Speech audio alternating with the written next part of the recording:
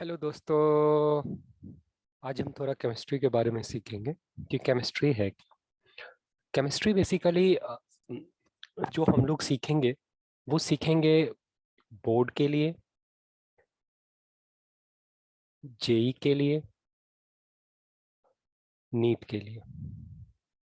इसके बारे में हम लोग देखेंगे, केमिस्ट्री पढ़ेंगे। मैं लगातार वीडियो डालूंगा और ये केमिस्ट्री मैं कोशिश करूंगा कि आप मेरे वीडियो से थोड़ा बहुत कुछ ना कुछ जरूर सीखो। तो सबसे पहले मैं थोड़ा बेसिक्स से स्टार्ट करते हुए करता हूँ कि है क्या एक्चुअली केमिस्ट्री। केमिस्ट्री एक्चुअली एक साइंस का ब्रांच है, ऑब्वियसली, जैसा आप जानते हो। अगर हम इसको डिफाइन करते हैं तो chemistry is a branch of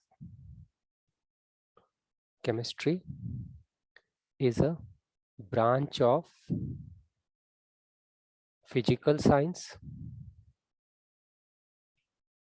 physical science which deals with which deals with the study of matters matters it its properties, both physical and chemical, both physical and chemical.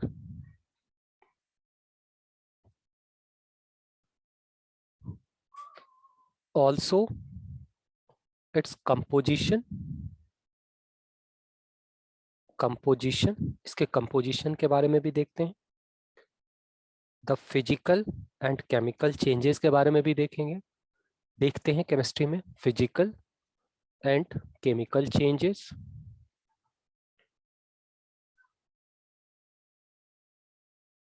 changes when it undergoes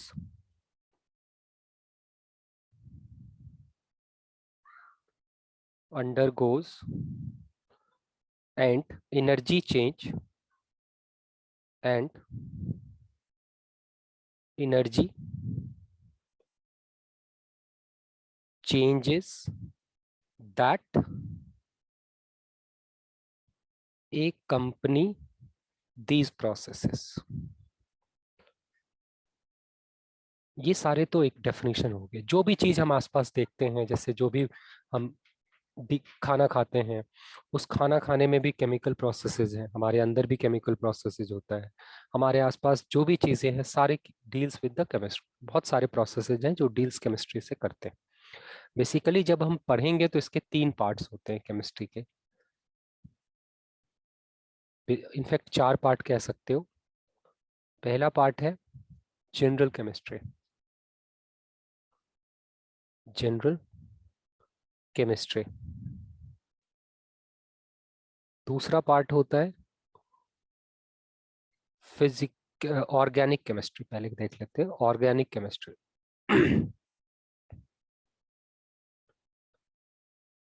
third part is physical chemistry.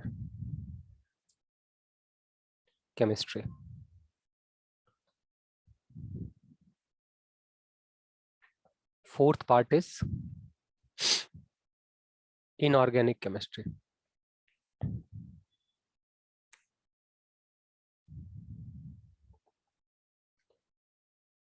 ये 4 parts हैं chemistry के, जो basically हम थोड़ा differentiate करके देखेंगे।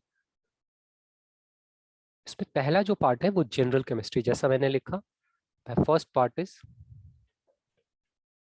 General chemistry.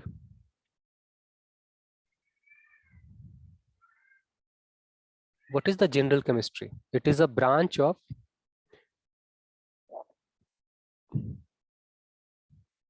it is the branch of chemistry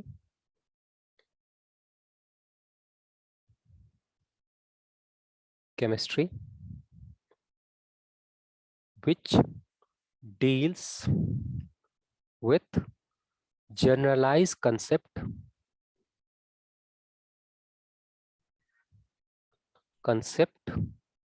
of the chemistry and compounds in the chemistry.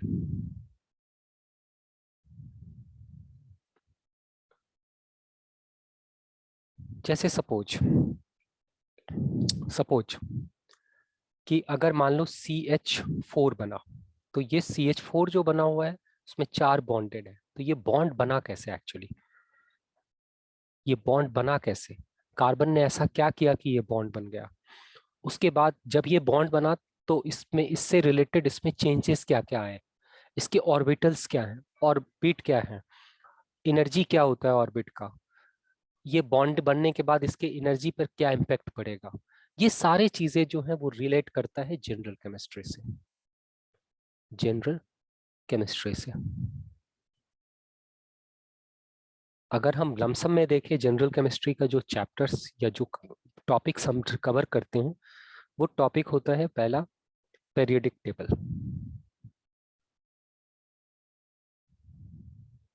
दूसरा जो चैप्टर हम लोग देखेंगे वो है एटॉमिक स्ट्रक्चर या स्ट्रक्चर ऑफ एटम,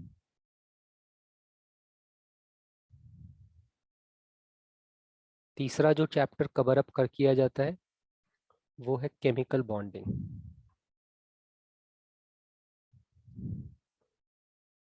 ये 3-4 चैप्टर है ऐसा, ये 3 चैप्टर्स बेसिकली हम कहें जो कि जनरल केमिस्ट्री से रिलेटेड है, क्योंकि ना तो इसको हम फिजिकल में रख सकते हैं, ना ऑर्गेनिक में रखते हैं, ना इनऑर्गेनिक में रखते हैं, तो ये सारे जनरल है और इसका हर का यूज जो है होता है। जैसे ये पेरियोडिक टेबल है, बहुत जगह आपको ये भी देखने को मिलेगा कि ये इनऑर्गेनिक का पार्ट है, बट चूंकि ये इनऑर्गेनिक में क्या है, अभी हम लोग डेफिनेशन जब देखेंगे तो मैं थोड़ा आपको क्लियरिफाई हो जाएगा कि इनऑर्गेनिक केमिस्ट्री से थोड़ा अलग या मतलब प्योर ये इनऑर्गेनिक केमिस्ट्री क्यों नहीं है, तो इसलिए ये सारे चीजें जनरल केमिस्ट्री में आते हैं। उसके बाद सेकेंड पार्ट है जिसको कहते हैं ऑर्गेनिक केमिस्ट्री, ऑर्गेनिक केमिस्ट्री। अब ये ऑर्गेनिक केमिस्ट्री में क्या है जो हम देखते हैं, ऑर्गेनिक केमिस्ट्री है branch of chemistry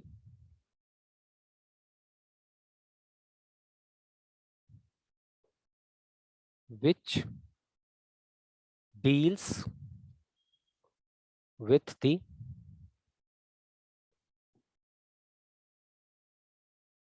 compounds of carbon and their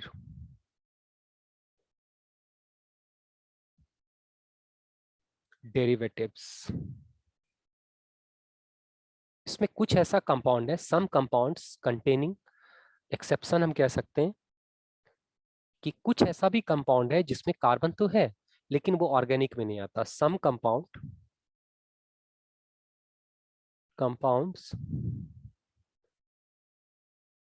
are having carbon but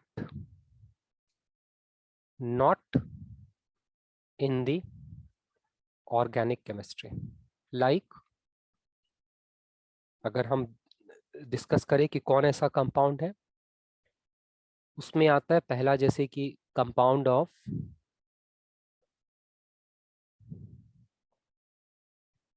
carbonate, carbonate, bicarbonate, carbonate, carbide, carbide etc। ये सारे कंपाउंड्स हो गए। अब आता है physical chemistry. Third one is physical chemistry.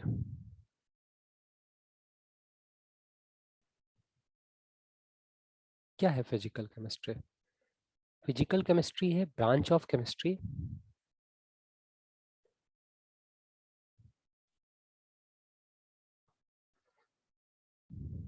which directly relate to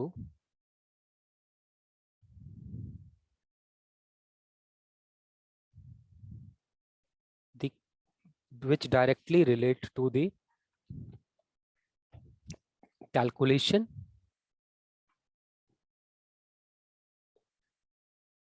constitution of a reaction and their component.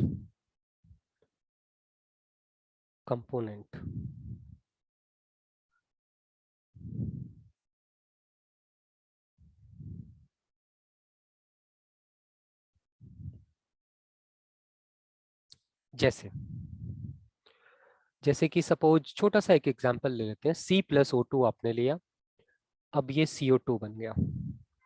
ठीक है, अब मान लो ये हम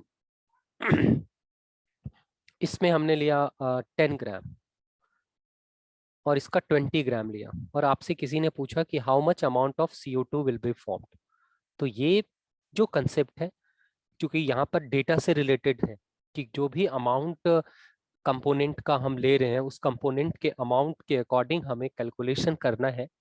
तो वो क्या ऐसा रूल है जो कि डिसाइड करता है कि what is the components amount which is going to formed, या अगर हमारा जो कंपाउंड दिया है, जैसे सपोज इसका अमाउंट दिया रहेगा और ऐसा दिया हुआ है कि 30 ग्राम ऑफ CO2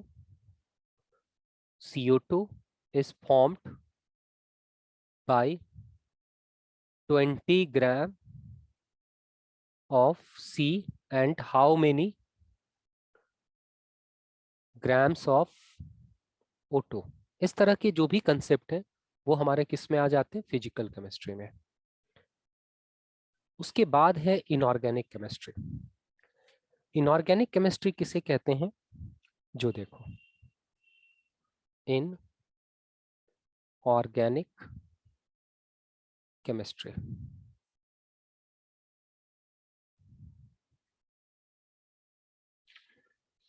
ये है branch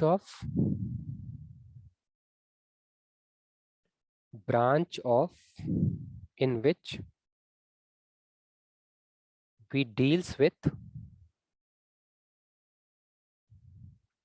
reaction properties, composition, structure of compound,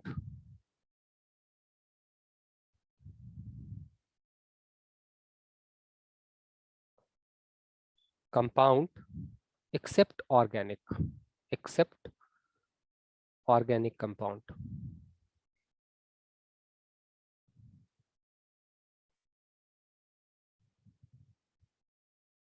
ठीक है, जैसे कि सपोज एक आपने बहुत ही फेमस प्रोसेस है अमोनिया फॉर्मेशन का, हेबर्स प्रोसेस, ये हम इनऑर्गेनिक में पढ़ते हैं, हेबर्स प्रोसेस। अब जैसे N2 है प्लस H2, ये कंबाइंड करके बनाता है NH3। अब NH3 जब ये बना, यहाँ जैसे सपोज 2 डाल दिया आपने और यहाँ पे 3 डाल दिया, ये एक बैलेंस हो गया। इसमें कुछ कैटालिस्ट भी यूज होता है, जैसे Fe यूज करते हैं और MO यूज करते हैं। इस सब के बारे में बारीकी से देखेंगे। अब जैसे कि ये प्रोसेस एक रिवर्सिबल प्रोसेस है, किस कंडीशन में मैक्सिमम यील्ड ऑफ अमोनिया होगा, या Fe का क्या काम है, MO क्या है, दोनों क्या रिएक्ट कैटालिस्ट है, या कुछ और भी है, जो भी चीजें हैं इससे रिलेटेड उसके बारे में देखेंगे। इसका प्रोसेस करने का क्या क्या तरीका है, ये सब चीजें हम लोग डील करेंगे इनऑर्गेनिक केमिस्ट्री में। अब हम आते हैं, थोड़ा हम लोग सीखेंगे आज। पहले तो ऑर्गेनिक केमिस्ट्री से ही हम स्टार्ट करते हैं। ऑर्गेनिक केमिस्ट्री,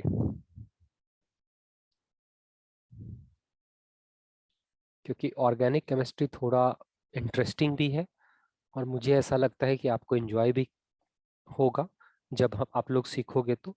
इसीलिए हम लोग स्टार्ट कर रहे हैं ऑर्गेनिक केमिस्ट्री से। सबसे पहला, जैसा कि मैंने आपको बताया कि ऑर्गेनिक केमिस्ट्री है केमिस्ट्री ऑफ, ये है chemistry of compound having carbon.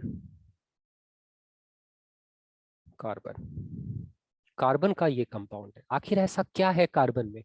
क्योंकि अगर हम पेरियोडिक टेबल में देखें तो पेरियोडिक टेबल में इन पीटी पेरियोडिक टेबल अराउंड 118 और 120 एलिमेंट्स होता है। कार्बन एक सिंगल है, तो कार्बन के साथ ऐसा क्या है कि कार्बन के मिलियंस ऑफ कंपाउंड है। सो दैट हम लोग क्या करना करते हैं कि इसके केमिस्ट्री को अलग से पढ़ते हैं।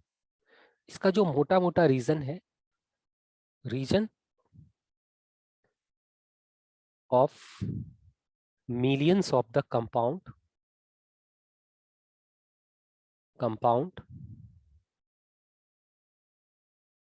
इज, क्या है reason?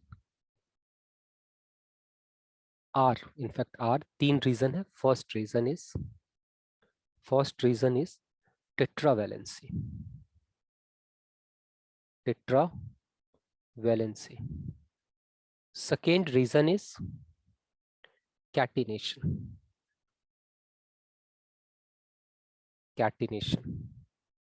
Third reason is multiple bonding. ये तीन बेसिक रीजन है जिसके कारण कार्बन के मिलियंस ऑफ द कंपाउंड होते हैं। अगर हम पहले रीजन के रिस्पेक्ट में अगर अब हम चेक करते हैं कि टेट्रावैलेंसी क्या है। टेट्रावैलेंसी, देखो, अगर टेट्रावैलेंसी को देखेंगे तो इसका मतलब हो गया कि कार्बन हैज 4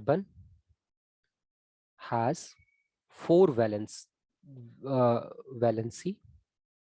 दैट इज, देखो वैलेंसी को अगर हम देखते हैं तो वैलेंसी एक्चुअली होता क्या है कि वैलेंसी हो गया कि number of unpaired electron in the valence shell.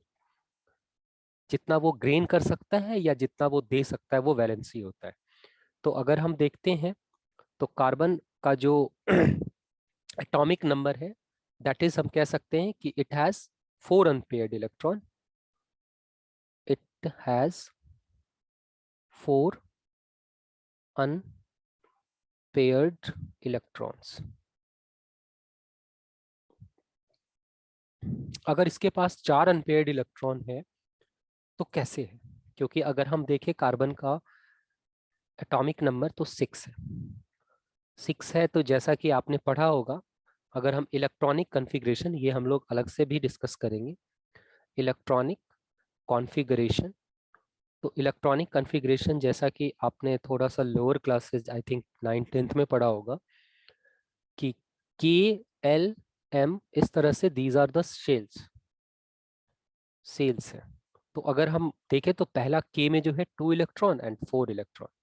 लेकिन जब आप हायर क्लासेस 11th में आओगे या ऑनवर्ड, तो आप देखोगे कि जो सेल है उसको सब सेल में भी कन्वर्ट किया गया है। सब सेल में भी कन्वर्ट किया गया है, और सब सेल से पहले शेल होता है, सेल से सब सेल, और सब सेल से आता है आपका ऑर्बिटल। ये आगे और ज्यादा फैक्टराइज किया गया है, और ज्यादा रिकॉग्नाइज किया गया है कि what is the location of electrons in a cell.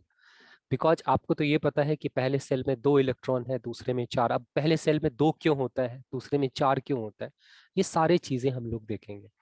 लेकिन यहाँ पर बेसिकली जिस बात से कंसर्न है उसके बारे में थोड़ा देखते हैं। बात ये है कि आखिर ये 2 and 4, then how can we say कि ये 4 अनपेयर्ड इलेक्ट्रॉन है। तो अब हम थोड़ा 11th के बात को आगे बढ़ाते हैं।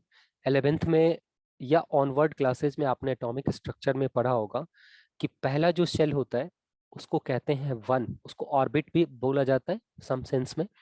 तो जैसे ये 1s है, उसके बाद सेकेंड सेल में, पहले सेल में दिस इज 1s इज सब सेल, ये सब सेल है।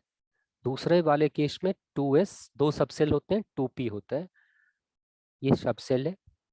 तीसरे वाले में होता है 3s, 3p। अब यहाँ पे ये इंक्रीजिंग ऑर्डर ऑफ एनर्जी आप वो प्रिंसिपल है, वो सब बाद में देखेंगे। ये 1s2, 2s2, 2p, 2। अब देखो ये जो 2 लगा हुआ है ये सेल रिप्रेजेंट करता है। जैसे कि ये 2 एंड 4 था, तो 1s2 इज द 1s2 क्या था इसका, पहले सेल का सब सेल था। इनफैक्ट ये ऑर्बिटल भी है, इस सब सेल में एक ही ऑर्बिटल है, दूसरे से सेल में ये सब सेल है, दिस इज सब सेल, ये भी क्या है, सब सेल है, सब सेल है।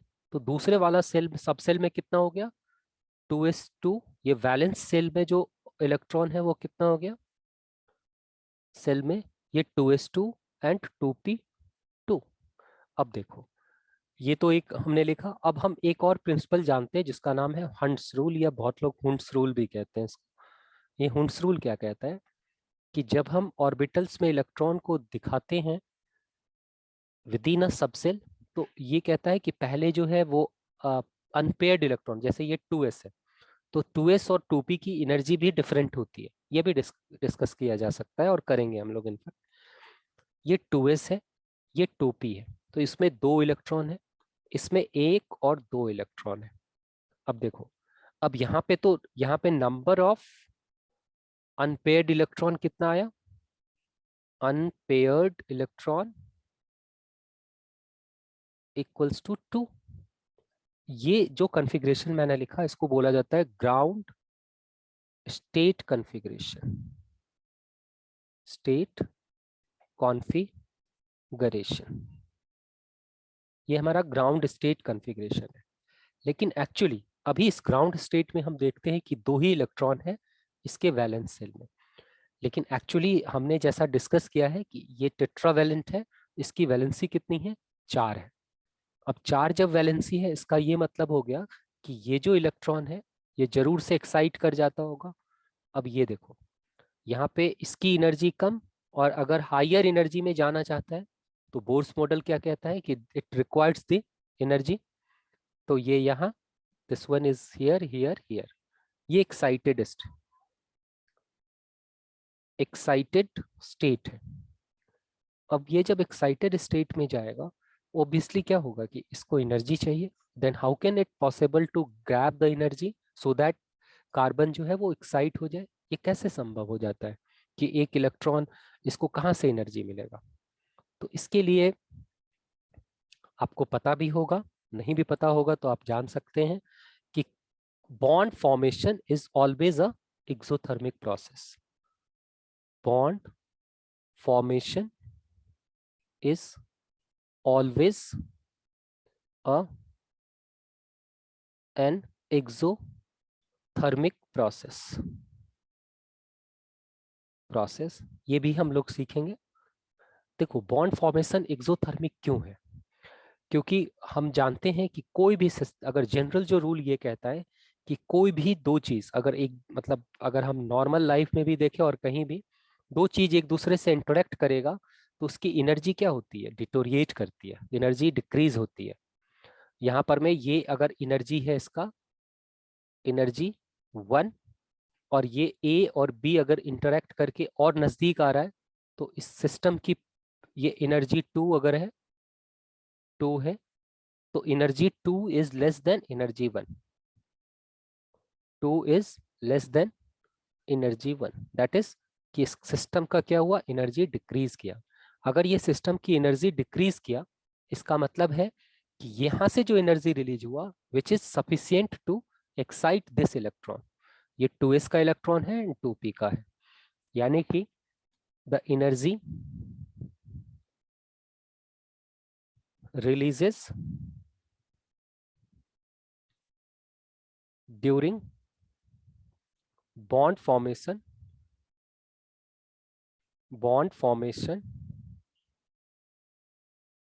is sufficiently high to excite the electrons of 2s to 2p, so carbon becomes tetravalent। अब यहां पर मैं थोड़ा डेटा की अभी बात करूं तो कार्बन requires 96 किलो कैलोरी पर मोल to excite electrons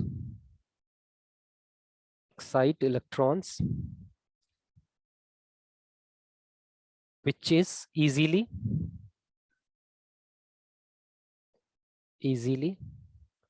grab grabs by the excitation of the by the formation of energy releases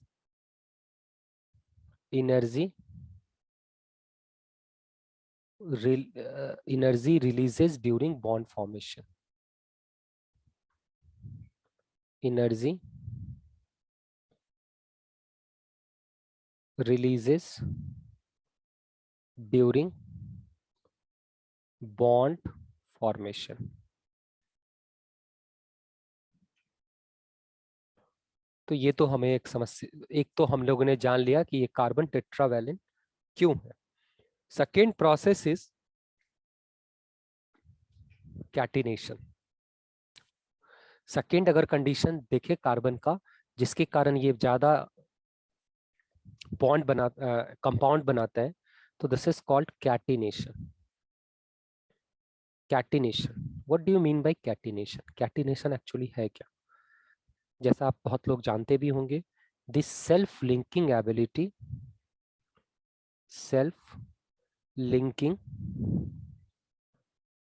ability through covalent bonding is known as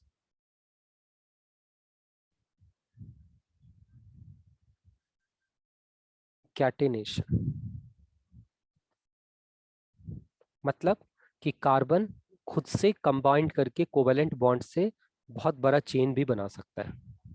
ये any numbered chain can be formed by the carbon.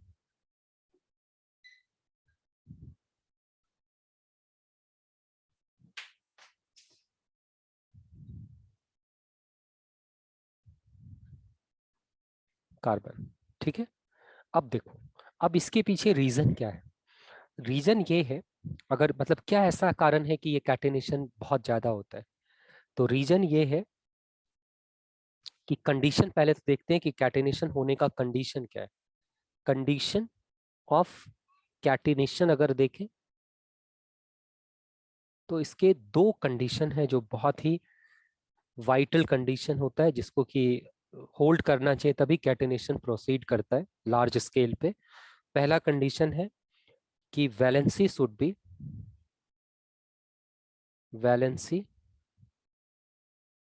Be more than 1.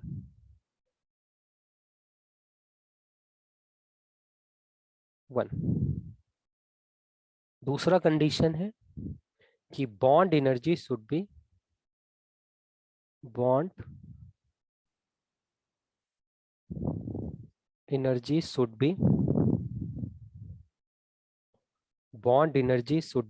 more than 1. A bond energy should be high. ये है. So that is हम कह सकते हैं कि bond energy is directly proportional to catenation power.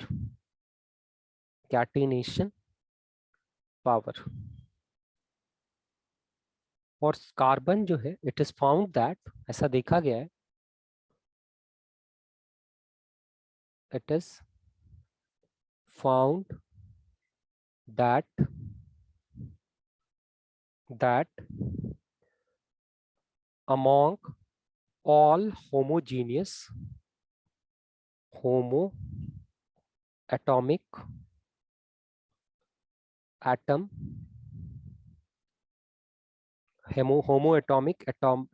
bond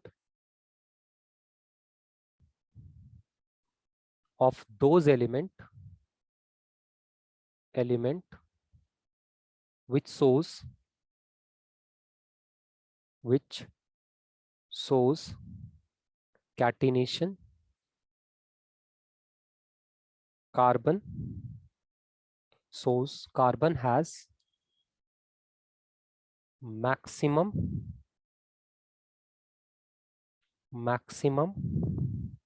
carbon has maximum power of catenation.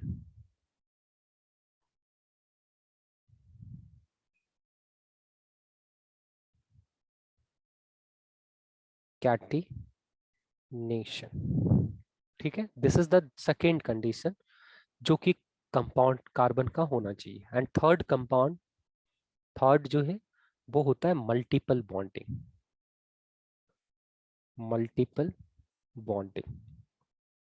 अब यहाँ पर देखते हैं मल्टीपल बॉन्डिंग का क्या क्या है. Carbon has capacity to form multiple bonding.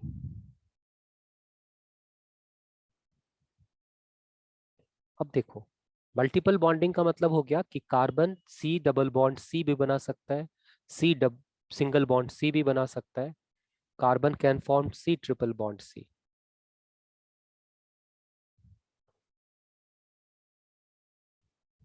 Carbon तीनों बॉन्ड बना सकता है. Carbon can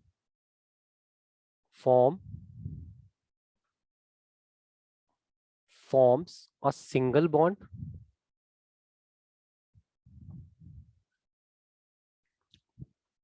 a double bond,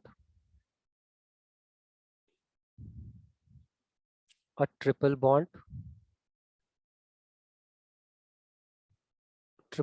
कुछ भी बना सकता है कार्बन. अब यहाँ पे क्यों बनाता है कार्बन, क्या कंडीशन है मल्टीपल बॉन्ड फॉर्म करने का. तो मल्टीपल बॉन्ड फॉर्म करने का कंडीशन होता है कि ये बॉन्ड लेंथ के इन्वर्सली प्रोपोर्शनल होना चाहिए और एटॉमिक साइज के भी इन्वर्सली प्रोपोर्शनल होना चाहिए.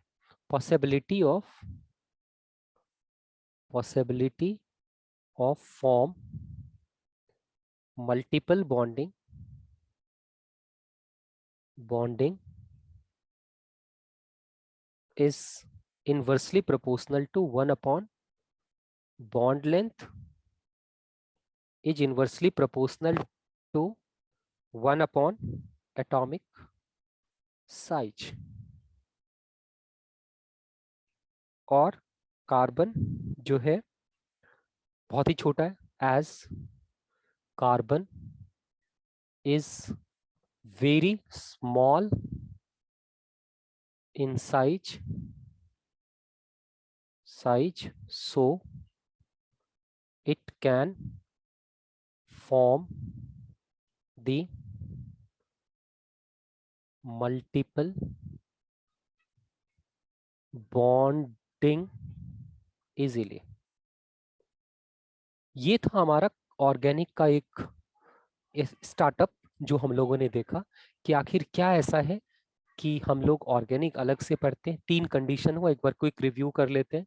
3 कंडीशन हुआ, tetravalency, catenation and self linking. Tetravalency का मतलब इसमें there are 4 valence shell unpaired electron होना चाहिए, जो चारों वैलेंस सेल अनपेयर्ड इलेक्ट्रॉन है. अब ये जैसा कि अगर इलेक्ट्रॉनिक कन्फिग्रेशन से कंसर्न करते हैं, ग्राउंड स्टेट में 2 ही है, लेकिन जब ये बॉन्ड बनने लगेगा तो क्या होगा कि इसकी एनर्जी क्वाइड करके ये जो इलेक्ट्रॉन 2s का है वो 2p में जाके 4 अनपेयर्ड इलेक्ट्रॉन फॉर्म कर दिया, जिसके कारण इसमें total number of unpaired electron 4 हो गया. अब ये 4 अनपेयर्ड इलेक्ट्रॉन होने के कारण 4 इसकी वैलेंसी हो गई. कैटेनेशन का मतलब सेल्फ लिंकिंग एबिलिटी.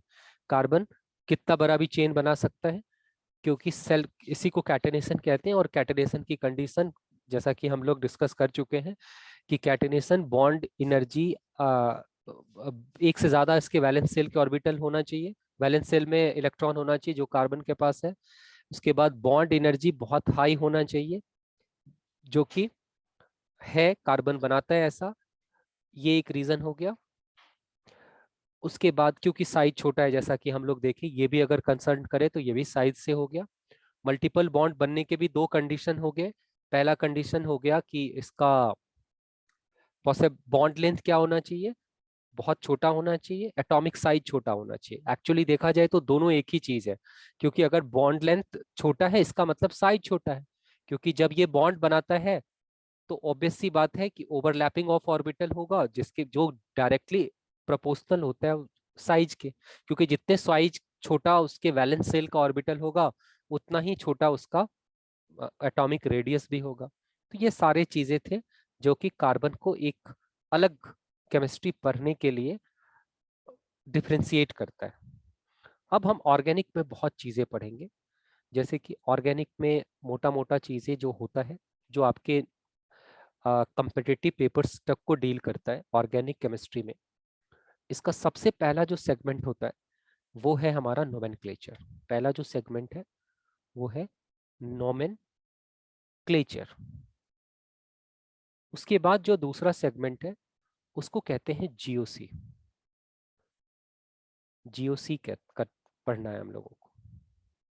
जीओसी का मतलब general organic chemistry. Organic chemistry, इस जनरल ऑर्गेनिक केमिस्ट्री के भी सब पार्ट है, अभी मैं बता दूंगा। उसके बाद हम लोगों को पढ़ना होता है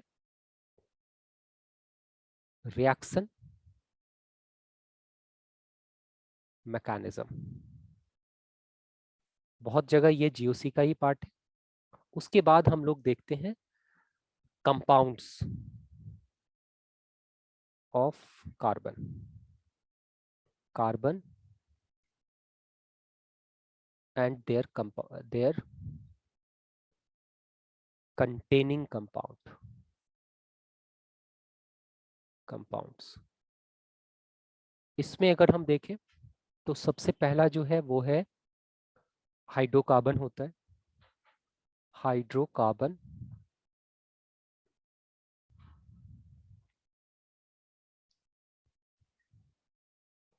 ये हाइड्रोकार्बन तीन पार्ट में हम लोग पढ़ेंगे। एक अल्केन, दूसरा अल्कीन, तीसरा alkyne.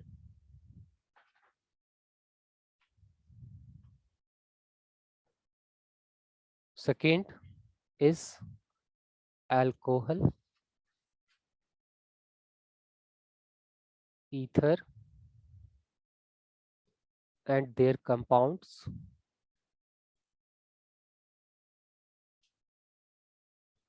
Third one is alkyl halide. Fourth one is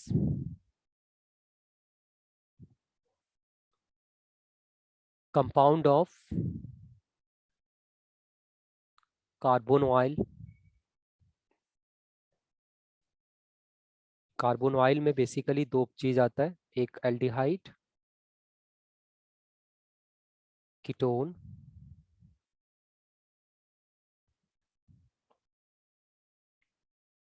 अगला is fifth is carboxylic acid.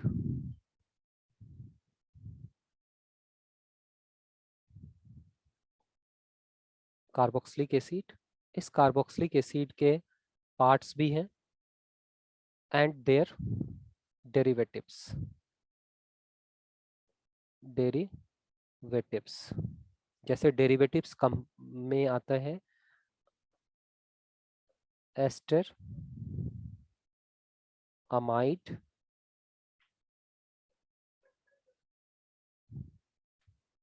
Anhydride, carbonyl halide.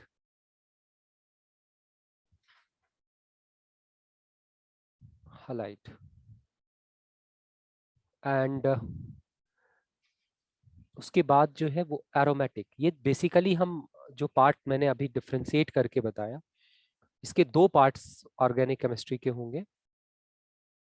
Organic chemistry के पहले पार्ट्स जो ये सारे मैंने बताया वो एक एलिफैटिक है। एलिफैटिक कंपाउंड है। उसके बाद जो पार्ट्स आएंगे वो एक एरोमेटिक पार्ट आएंगे, एरोमेटिक पार्ट।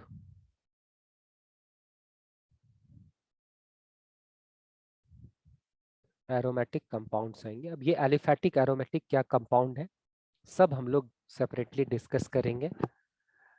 एरोमेटिक में मेन जो कंपाउंड हमें पढ़ना है वो बेंजीन पढ़ना है।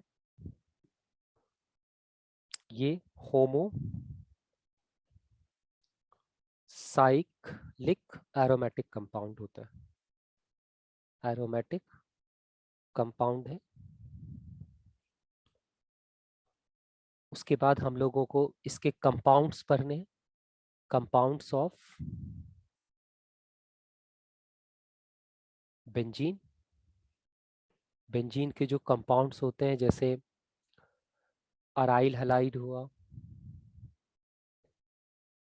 हलाइड, अराइल हलाइड कहते हैं जैसे बेंजीन पे कोई एक्स जुड़ा हुआ है तो ये अराइल हलाइड हो गया।